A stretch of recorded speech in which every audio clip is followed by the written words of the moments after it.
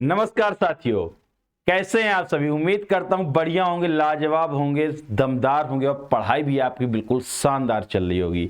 जैसा कि आप सभी को पता है कि बीते 5 सितंबर को उत्तर प्रदेश सब इंस्पेक्टर का आपको पता है टेंडर जारी हो चुका है और टेंडर जारी होने के साथ ही साथ सभी जो उत्तर प्रदेश सब इंस्पेक्टर की तैयारी करने वाले छात्र हैं उनके दिमाग में एक सब्जेक्ट, एक विषय घूम रहा है कि आखिर क्या इस बार परीक्षा पैटर्न बदल जाएगा, क्या पूरा का पूरा चेंज होगा या माइनर चेंज होगा या फिर सेम रहेगा। क्योंकि वहां पर जो नोटिस दिया गया है उसमें एक पॉइंट है, उस पॉइंट से सभी बच्चों का थोड़ा थोड़ा डाउट हुआ है कि शायद इस बार परीक्षा पैटर्न बदल जाए। तो जानेंगे कि क्या इस बार परीक्षा पैटर्न बदलेगा या नहीं। उससे पहले जान लेते हैं कि क्या था परीक्षा पैटर्न और कैसे होता था सिलेक्शन। सबसे पहले हम जानेंगे क्या था परीक्षा पैटर्न और कैसे होता था सिलेक्शन। तो भाई आप सभी को पता है कि सबसे पहले उत्तर प्रदेश दरोगा में आपका फॉर्म भरने के बाद लिखित परीक्षा होती है। दोस्त क्या होती है? लिखित परीक्षा आपकी होती है। लिखित परीक्षा होती है जिसमें आपको लगभग कितने अंकों की होती है? 400 अंकों की लिखित परीक्षा होती है।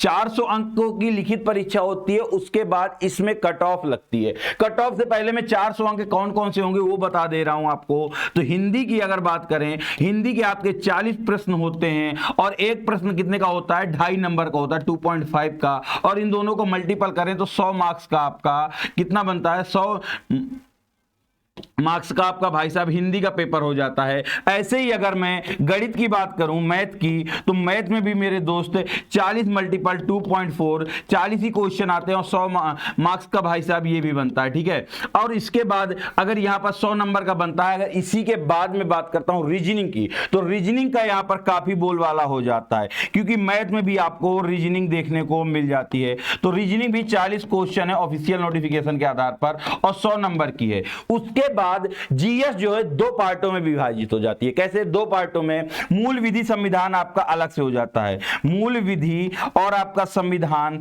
एक तरफ हो जाता है 24 क्वेश्चन, मूल विधि प्लस संविधान। इसमें कितने क्वेश्चन आते हैं? मूल विधि प्लस संविधान आपके आते हैं 24 क्वेश्चन। अगर 2.5 से मल्टीपल करें तो यहां पर आपके 60 नंबर का बनता है। और वहीं पर आपकी पूरे जीके जीएस की बात करता हूं, जीके जीएस की, तो भाई साहब ये 16 क्वेश्चन पूछे जाते हैं। कितने? 16 क्वेश्चन पूछे जाते हैं। 2.5 से मल्टीपल करें तो 40, अर्थात 100 नंबर की आपकी जीके जीएस हो जाती है। टोटल 400 नंबर का पेपर होता है और किसी भी प्रकार की आपकी निगेटिव मार्किंग नहीं होती है। निगेटिव मार्किंग मेरे दोस्त बिल्कुल भी नहीं होती, याद रखिएगा। अभी तक जो 2021 में आखिरी परीक्षा हुई तब तक निगेटिव मार्किंग का कोई भी रोल नहीं था। और समय की बात करता हूं आपको कि समय कितना मिलता है, तो समय आपको पूरा 2 आवर का मिलता है। 2 घंटे का आपको पूरा समय मिलता है परीक्षा को सॉल्व करने का, पेपर को सॉल्व करेंगे का। उसके बाद आपकी जब परीक्षा हो जाती है, परीक्षा के बाद में रिजल्ट आता है और रिजल्ट के बाद में आपकी फिजिकल परीक्षा होती है। क्या होता है? रिजल्ट के बाद में मेरे दोस्त फिजिकल आपका होता है। और फिजिकल कैसे होता है? फिजिकल आपकी रनिंग सभी को पता है कि फिजिकल कैसे होगा। तो यहां पर अगर बात करता हूं मैं फिजिकल की बात करूं तो फिजिकल में आपको 4800 मीटर की रनिंग करनी पड़ती है। कितनी? 4800 मीटर की रनिंग करनी पड़ती है। वो भी कितने मिनट में? तो 28 मिनट में आपको करनी पड़ती है दोस्त। 4800 मीटर 28 मिनट में। और सिर्फ फिजिकल में आपका सिर्फ रनिंग होती है 4800 मीटर की 28 मिनट में। वहीं लड़कियों के लिए होती है 2400 मीटर 16 मिनट में। लड़कियों के लिए होती है, किसके लिए? लड़कियों के लिए 2400 मीटर 16 मिनट में। फिजिकल के बाद में आपका होता है डीवीपीएसटी। क्या होता है? डीवी होता है डॉक्यूमेंट वेरिफिकेशन होता है। और डॉक्यूमेंट वेरिफिकेशन के बाद आपकी फाइनल मेरिट लिस्ट आ जाती है। और फाइनल मेरिट लिस्ट के बाद में आपका मेडिकल होता है। और जो मेडिकल में सिलेक्ट हो जाते हैं वो डायरेक्ट ट्रेनिंग पे जाते हैं। लेकिन क्या इस बार कुछ बदलाव होने वाला है? तो आइए उसको जानते हैं क्या नोटिफिकेशन में आया। सबसे पहले हम नोटिफिकेशन को देखेंगे। और नोटिफिकेशन ये वो नोटिफिकेशन नहीं है, कंपनी के लिए टेंडर जारी करने वाला नोटिफिकेशन है। उस चीज को याद रखिएगा। जब इस नोटिफिकेशन में आते हैं तो यहां पर एक पॉइंट कहा गया, इस पॉइंट को जरा ध्यान से देखिएगा। ये ऑफलाइन लिखित परीक्षा, यहां पर कि पूर्व एवं पश्चात की परीक्षा संबंधित कार्रवाई, पूर्व एवं पश्चात की परीक्षा संबंधित कार्रवाई आपकी लिखित परीक्षा के आधार पर होगी। मतलब जो आपकी परीक्षा अभी तक ऑनलाइन मोड पर होती थी, किसमें मेरे दोस्त? ऑनलाइन मोड पर लिखित परीक्षा आपकी होती थी। किस मोड पर होती थी दोस्त? ऑनलाइन मोड पर आपकी लिखित परीक्षा होती थी।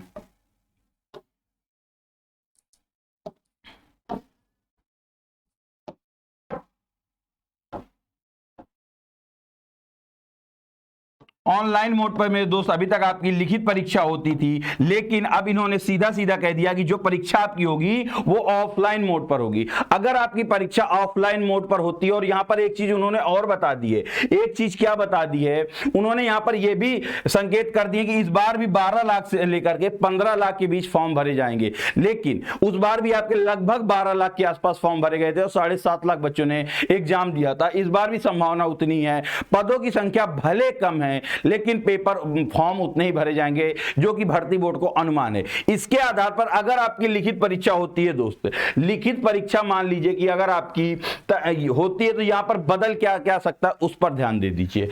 अगर यहां पर आपकी लिखित परीक्षा होती है,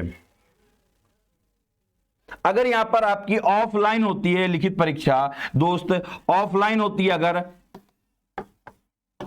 ऑफलाइन लिखित परीक्षा अगर आपकी होती है तो समय आपको थोड़ा सा भर्ती बोर्ड को ज्यादा देना पड़ेगा, क्योंकि दोस्त टोटल 160 प्रश्न होते हैं और 160 प्रश्न करने में आपको ओएमआर में जो गोले भरने होते हैं ना, उसी के लिए आराम से भाई 25 से 30 मिनट का समय तो उसी को भरने में लग जाता है। तो हो सकता है कि परीक्षा का जो समय है वो बदला जाए और आपको समय कितना मिल सकता है, संभावना है अभी कह नहीं सकते। 2.5 आवर आपको संभावना है कि समय पेपर को सॉल्व करने को मिल जाए। वहीं इस बार सबसे ज्यादा संभावनाएं लगाई जा रही कि आपकी कांस्टेबल में निगेटिव मार्किंग है, आपका रेडियो ऑपरेटर में निगेटिव मार्किंग है, तो हो सकता है इस बार निगेटिव मार्किंग आपको देखने को मिल जाए, निगेटिव मार्क आपको मार्किंग देखने को मिल सकती है मेरे दोस्तों, याद रखिएगा निगेटिव मार्किंग आपको देखने को संभावना मिल जाएगी। बाकी सिलेबस का जो बदलाव है अभी किसी प्रकार की उम्मीद नहीं कि सिलेबस बदला जाएगा, क्योंकि अपने आप में यूपीएसआई का एक सिलेबस बहुत